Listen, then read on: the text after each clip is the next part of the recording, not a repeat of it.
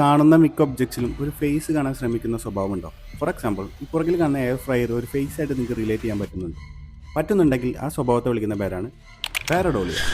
ഇതൊരു survival instinct ആണ്. ഒരു അപകടം വരുന്നതിന് മുന്നേ നമുക്കൊരു വാർണിംഗ് സിഗ്നൽ തരുന്ന പോലെ.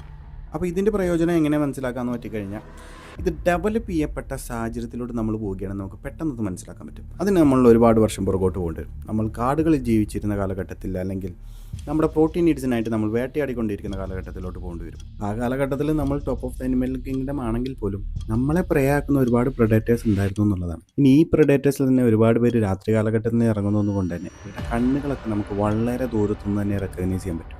ഇവരുടെ കണ്ണുകളിലുള്ള ഒരു ഫീച്ചറായ ടാപ്റ്റ് ആൻഡ് ലൂസിഡം കാരണം ഇവരുടെ കണ്ണുകൾ വളരെ ഷൈനിങ് ആയിരിക്കും. അതുകൊണ്ട് തന്നെ ഒരുപാട് ദൂരത്തുനിന്ന് തന്നെ നമുക്ക് ഇവരുടെ കണ്ണുകൾ പെട്ടെന്ന് റെക്കഗ്നൈസ് ചെയ്യാൻ പറ്റും.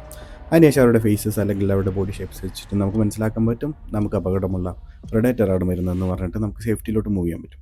അപ്പോൾ ഇതാണ് പാരഡോളിയ എന്നുള്ളത്. അപ്പോൾ നമ്മൾ ഈ ചാനലിൽ ഇതുപോലെയുള്ള സയൻസ് കാര്യങ്ങളായിരിക്കും സംസാരിക്കുന്നുണ്ടാവുക. അപ്പോൾ നിങ്ങൾക്കത് കേൾക്കാൻ താല്പര്യം ഉണ്ടെന്നുണ്ടെങ്കിൽ നിങ്ങൾ എന്നെ ഫോളോ ചെയ്ത് വെച്ചോ. അടുത്തൊരു സയൻസ് വീഡിയോ ആയിട്ട് കാണുമ്പോഴേക്കും ബൈ.